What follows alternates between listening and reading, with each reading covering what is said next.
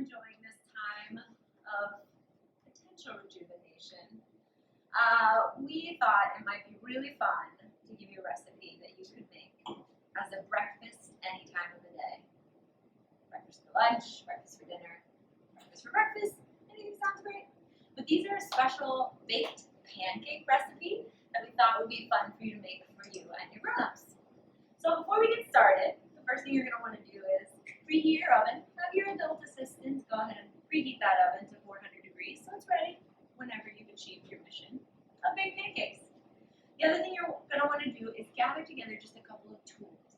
We're going to grab just a couple of bowls, maybe a whisk if you have one at home. You can also just use a fork, a cutting board, and a knife if you have one. You could also just use a butter knife or maybe one of our kids' chef knives that we sell here at Culinary Artistas. And then just a couple measuring tools. You'll need a tablespoon, a teaspoon, and a cup measurer. Then we're going to talk about our ingredients. The things that you're going to need for our baked pancakes are relatively simple. You have the option to add in all kinds of different mix-ins if you like. And if you're really excited about a particular ingredient, you could even add a little extra.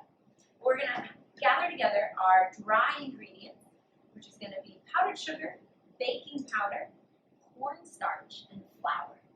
The wet ingredients you're going to need are going to be milk or buttermilk, if you have it, eggs, olive oil, vanilla, a little bit of melted butter or canola oil, and then whatever fruit you have left over in the house, that's going to go on top.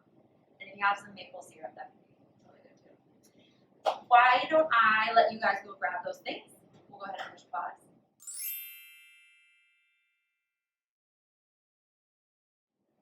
And through the magic of television, we're back. We're ready to get started. So my friends, the first thing you're going to want to do after you've preheated the oven, go ahead and wash your hands. You hear the water running already. This is perfect. I hope you're scrubbing really well. Yes! And you're singing happy birthday to yourself. 20 seconds, it's really important you stay clean. When you're done washing your hands, come back and join me, and we'll get started here. Now the first thing you're going to want to do, I want to show you a special trick I have. It's a little bit of magic.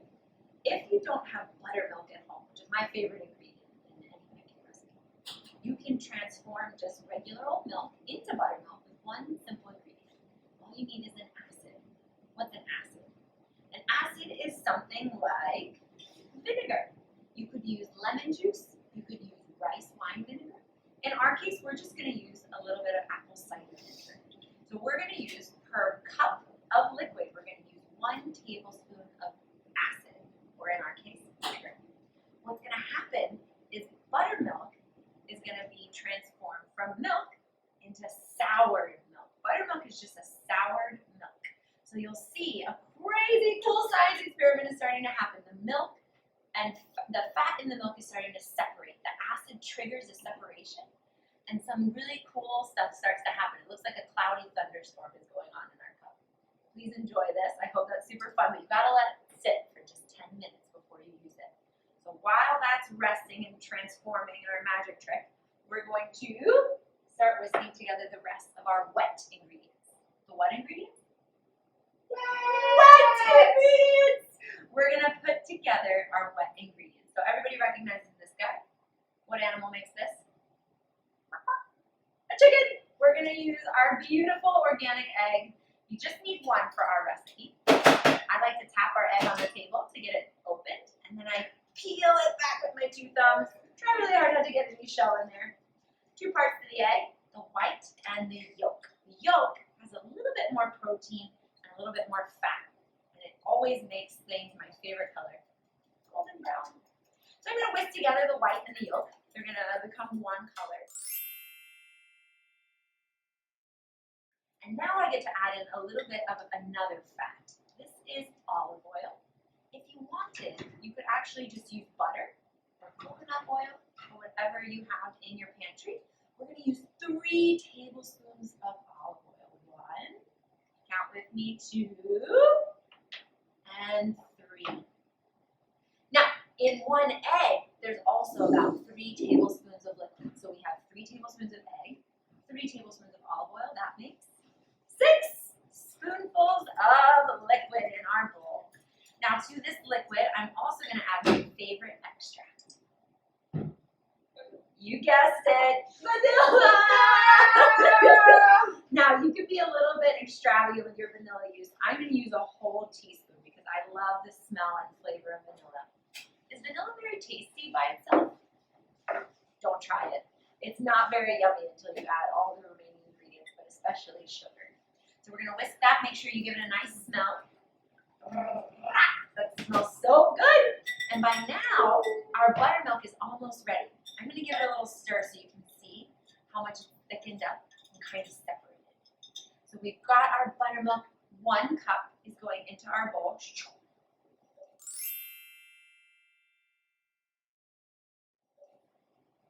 And your job is to make it all one color. So whisk gently without spilling it all until it all becomes one color, one consistency. If you see some bubbles, that's awesome. That means that you incorporated a little bit of air, and that means your baked pancake is gonna get light and fluffy. I'm gonna move this out of the way. Oh, it's starting to smell so good already, friends. And I'm gonna set aside our wet ingredients. Now we're gonna work on the second half, which is our dry ingredients. Now, I already mentioned these already. Let's see if you can remember. I've got 1 giant jar of flour. Flour comes to us from a special plant. Does anybody know what that plant is? If you said wheat, you're absolutely right. The wheat plant gives us our flour. But if you can't have wheat or you don't have any flour at home, you could totally use oat flour or coconut flour or almond flour. Anything will do. But I'm trying to measure it quite exactly. So I use a spoon to place the flour into my measuring cup and then karate chop it with the back of the spoon. My flour goes into my bowl.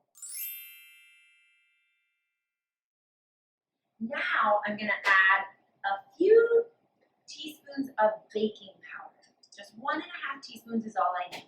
Baking powder is a magical ingredient. Just like we made that magic of buttermilk, baking powder transforms our pancakes. It helps our pancakes to rise up in the oven. When liquid hits our baking powder, it actually has a chemical reaction and it creates bubbles. Those bubbles get trapped in our batter and make the pancake rise. Isn't that cool? Food is so cool, you guys. I'm glad you decided to do this today. We're gonna use the next ingredient. This is called cornstarch. Anybody want to take a guess where cornstarch comes from? What veggie gives us cornstarch? If you said corn, you're absolutely correct. It doesn't look very yellow, but it has a really cool texture, really cool consistency. It's like very dense, light powder. And the cornstarch is going to help thicken up our batter and give us a nice little chew. When you chew into your pancake, it's going to give it a really nice texture. So we're done with our cornstarch. Got my flour and my baking powder in there. I'm going to use my whisk again. And again, if you don't have a whisk at home, feel free to use a fork. It does exactly the same trick. We're trying to get out all the lumps and bumps here, friends. Now, final dry ingredient. My young chefs at home, if you've had class with me before, you know this is my favorite ingredient. We season every bit of our food with this ingredient. What is this called? Salt! Salt wakes up our taste buds. It helps us to taste all the other delicious ingredients we've already put into our pancake batter. It's going to help us taste the vanilla even more and some of that buttermilk flavor. So it's a magical ingredient. We're whisking that all together. Now it's just this simple, friends. I've got my dry and I've got my wet. And I'm going to combine the two together. So I'm going to add my dry into my wet and I'm going to start mixing. It's okay if there are a few lumps and bumps. And if you need a little help while you're mixing, feel free to ask your adult sous chef to be an assistant. We're going to try to get most of the lumps and bumps out, but don't worry if there are a few left. You don't want to overmix your batter. If you overmix your batter, you do something called activating the gluten. Activating the gluten is a really long way of saying your pancakes get a little bit hard. The wheat can turn very hard if you mix it too much, like overworking. So we're mixing. See how my batter's kind of lumpy? That's okay. I think that's just right. I'm going to mix for 5 more seconds. Count with me. 1, 2, 3, 4, We've got a lovely pancake batter. Now, I have a pan ready. If you make a slightly larger amount of pancake batter, you can totally bake this right on the cookie sheet. If you have a quarter cookie sheet at home, one of those smaller half cookie sheets, that'll totally work. But we're going to use just our basic little lasagna pan today. I'm going to spread a little bit of butter on the bottom of my pan. And if you already watched Chef Vanessa, you know that you don't have to use these fancy brushes if you don't have one. You can totally just use a spoon to spread butter onto the bottom of your pan. Anybody want to guess why we use butter on the bottom of our pan before we add the batter? What does it help do? It helps our batter not to stick. And it does something even cooler. It helps to make our pancakes a little bit crispy on the edges. The fat of the butter lightly fries our pancake batter in the oven. So we're going to add our pancake batter in next. Again, feel free to ask your adult sous chef to help you if you need some help pouring. We're going to add our batter right into this pan.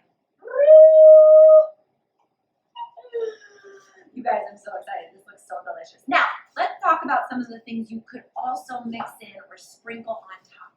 If you love cinnamon, you could absolutely put a little pinch of cinnamon into your batter. If you love chia seeds, you could sprinkle those on top. If you love oats, you could absolutely mix a little bit of oat into here for a little blast of protein.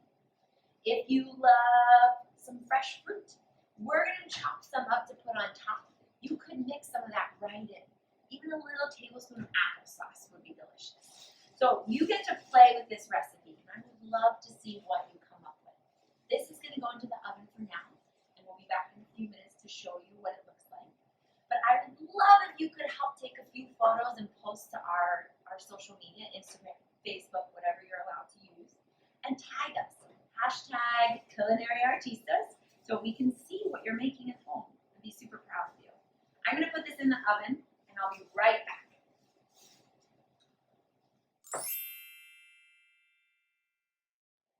Okay, pals and gals, while our pancakes are in the oven, we're going to make sure that we make a beautiful topping. So go ahead and raid your fridge. If there's some berries left over from a snack you didn't have yesterday, if there's some apple slices you didn't eat, or maybe there's an orange left over in the fridge. Today we're going to use my favorite. What is this? Banana! The best part about banana is you get to peel banana. Peel, banana, and peel, banana, peel, banana. Let's peel, banana, and it's awesome. I'm done. So now we have our banana. It's a little bit naked. I'm going to put my banana peel into the compost. And we're going to talk about how we're going to slice this up. But before we can do that, let's talk about how to hold our knife.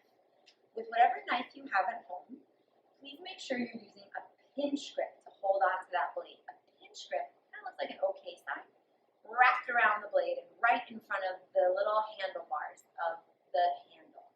That's called the bolster. We're going to pinch onto that, wrap our hands around, almost like we're holding onto a microphone or a hammer, and we're going to use something called the bear claw. Let me hear you growl.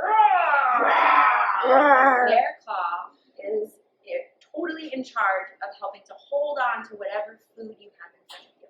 Now, the reason we don't stick our fingertips out like this is because something bad could happen if we don't keep our fingertips tucked up. It also helps us get perfectly straight cuts. So we're going to hold on with bear claw.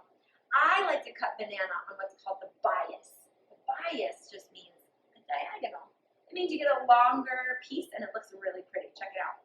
So I'm going to slice my knife back and forth.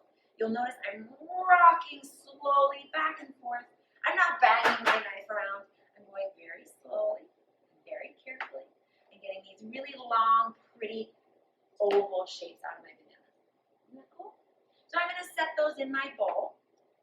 I'm going to have one for a snack. But I think they're delicious. I hope you're having a snack with me too. And I'm going to add them into my bowl. If you don't have banana, that's okay. Find some other fresh fruit that you love. Even dried fruit could be fun. Maybe you have figs or dates or raisins at home.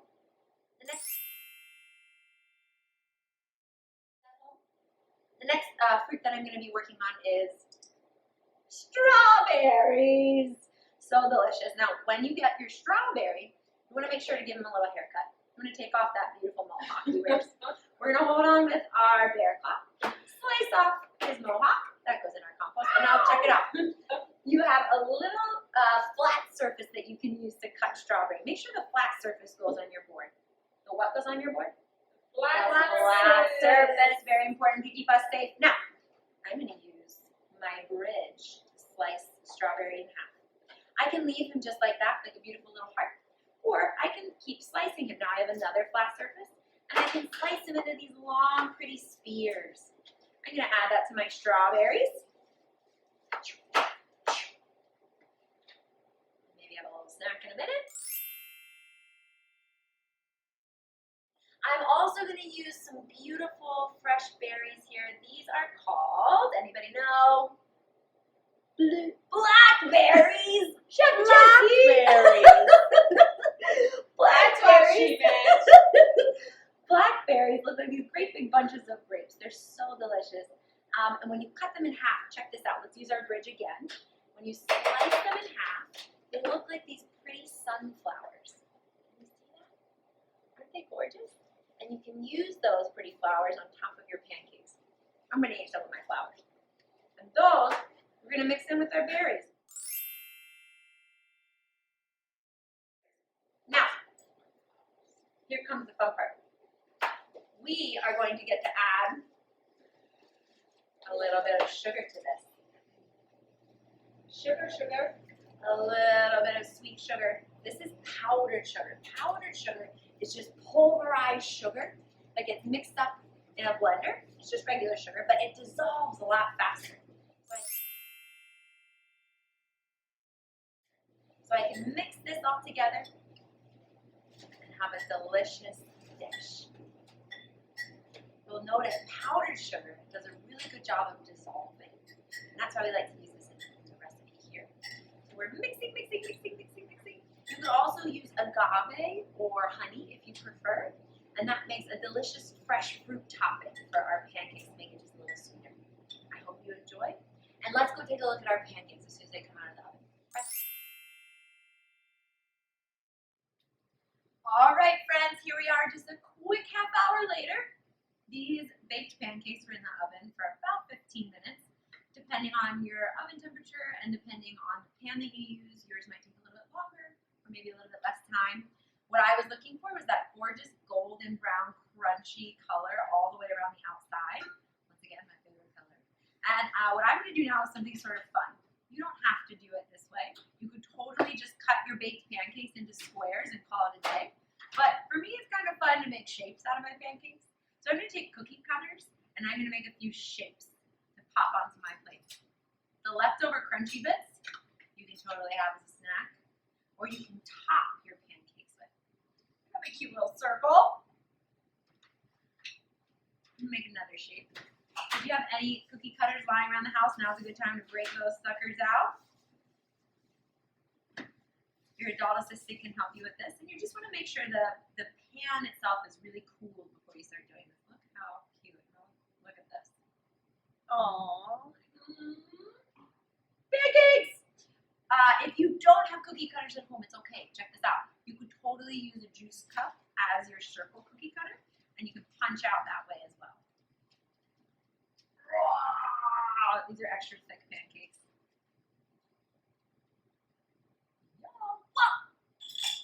Love making messes. That's what I'm here for. Now, what you can do is top with whatever you want. You might have noticed I didn't use any sugar in the batter recipe, but what you can do with your adult assistant's approval is use what you have in the house to top. I'm going to use agave. You could use maple syrup. You could use honey, or you could even use a little powdered sugar. I thought we might use both. So I'm going to drizzle just a little bit of agave over top. I like to make pretty spider web shapes, so it looks really pretty on the plate. I'm going to use some of that gorgeous fruit that we cut up a little bit earlier. It's been sitting and macerating. That's a really big word for sugar got added and some juice came out. We macerated our fruit with a little bit of sugar, if you'll remember. I'm going to add some of that on top. Oh my gosh. kids, definitely try this at home. Totally approved. Okay, now the pièce de résistance, the perfect topping. I'm gonna make it snow on top of my pancakes. Okay, you guys, I'm gonna come in for a real close-up because you need to. I want you to be able to smell this from your screens at home. Look at this. Woohoo! I hope my friend Chef Josie will eat this with me. Oh yes. Thank you for watching, and we hope you enjoyed and are still staying safe. Wash your hands after this, before this, and then again later. Thank you.